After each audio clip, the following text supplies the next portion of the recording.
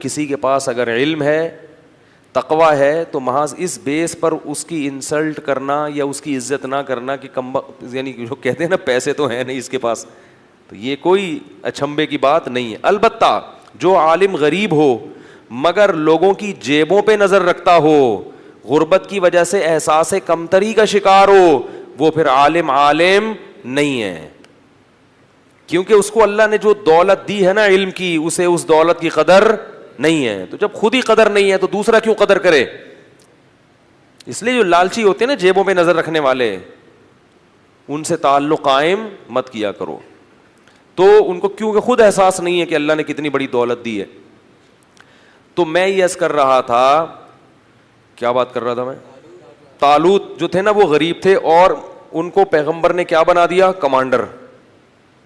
اور کہا کہ یہ میں نے اللہ کے حکم سے بنایا ہے لہذا مانو. کہنے لگے انا یکون لہ الملک علینا، یہ کہاں سے وہ امیر ہو گیا بھائی؟ نحن احق بالملک منہ، ہم زیادہ حقدار ہیں، ہم میں سے کسی کو بناؤ، ہم میں جو ہے نا بڑے بڑے قوم کے سردار. تو نبی نے کہا کہ نہیں، یہ سلیکشن اللہ کی طرف سے ہے.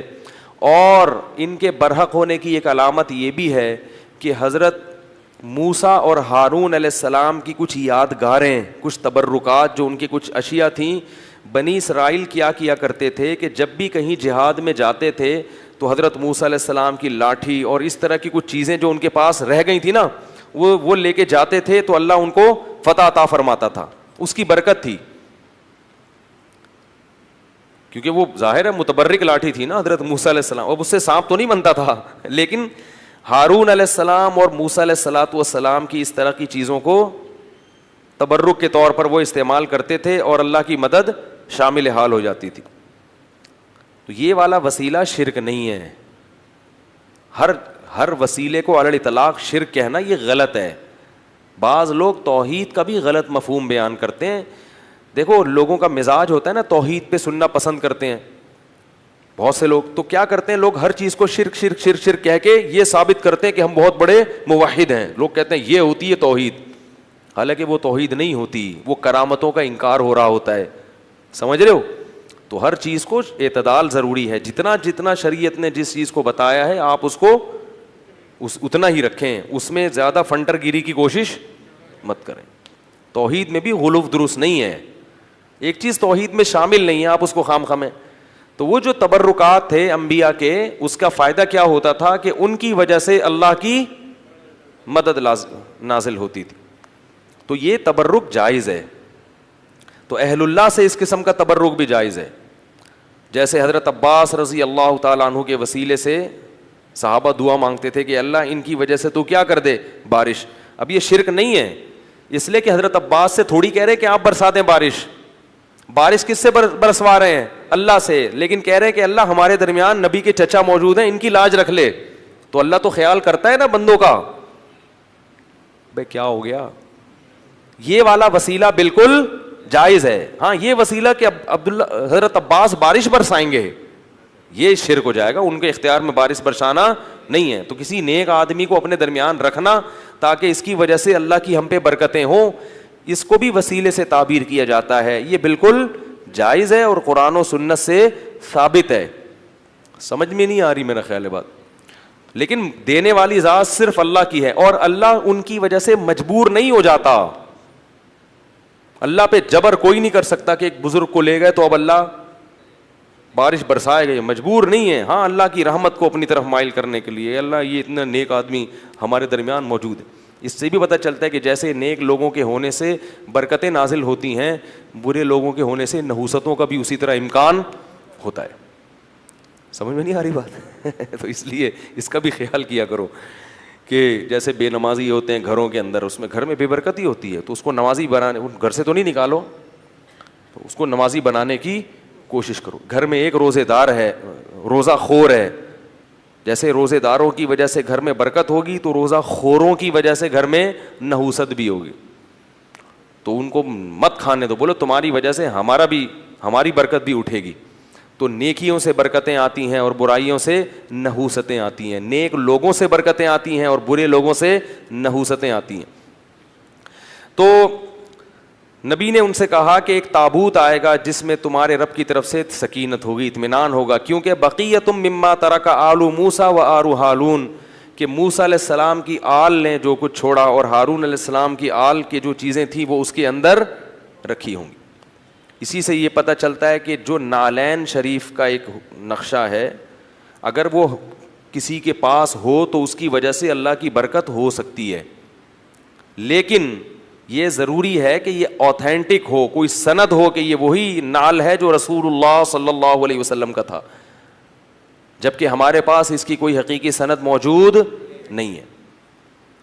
اور دوسری بات یہ کہ ان چیزوں میں غلو کرنا درست نہیں ہے, کہ آپ ان چیزوں میں اتنا غلو کریں کہ اعمال کی طرف سے آپ میں کوتاہی ہونا شروع ہو جائے اور نالین ہی کو سب کچھ سمجھنا شروع کر دیں. سب سے پہلے عمل ہے, باقی چیزیں اس کے بعد ہیں. عمل آپ کو 100% شریعت کے مطابق لانا ہے, شرک سے بھی بچنا ہے, بدعات سے بھی بچنا ہے, پورا متبع سنت بننا ہے. اس کے بعد یہ چیزیں ایک غریبی کے طور پہ, کہ بھئی غریبی کے طور پہ کہ بھئی اللہ یہ بھی ہے یہ بھی ہے, جیسے کسی کو حافظ بنا دیتا ہے انسان کے قیامت میں سفارش کرے گا, تو یہ غریبیاں ہیں. اب آپ نے حافظ بنا دی اپنے بچے کو کہ سفارش کرے گا, لیکن نماز ایک نہیں پڑھ رہے آپ.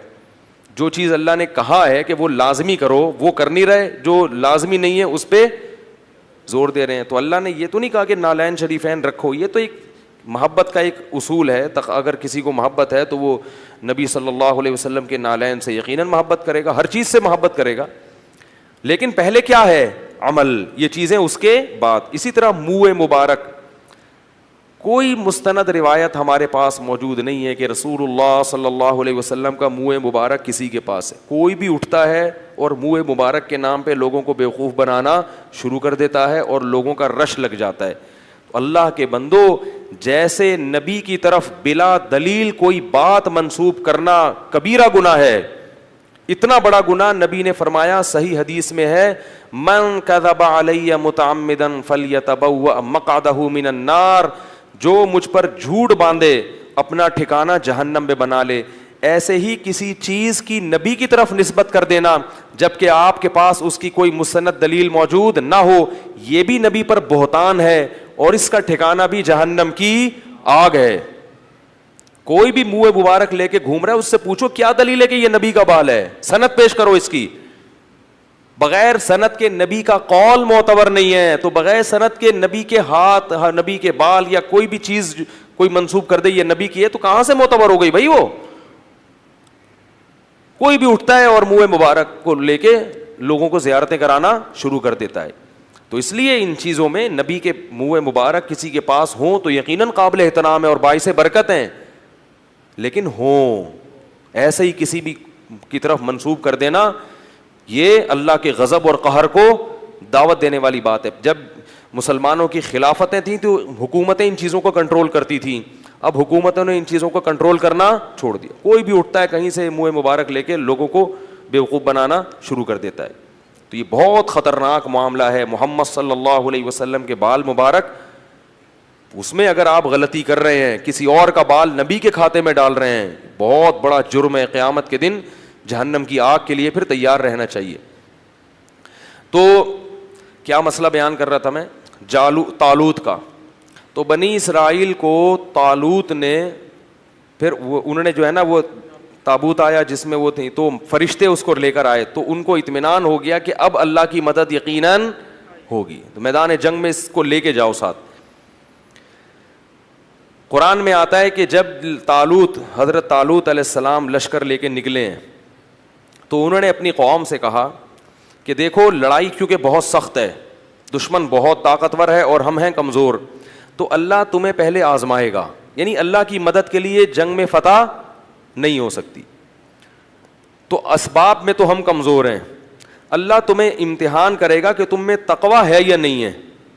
اس امتحان میں کامیاب ہو گئے تو جو کامیاب ہوں گے ان کو تو فتح ملے گی, اور جو اس امتحان میں کامیاب نہیں ہوئے وہ کیا کھائیں گے, شکست کھا کے بھاگ جائیں گے, وہ لڑنے کی طاقت نہیں رہے گی.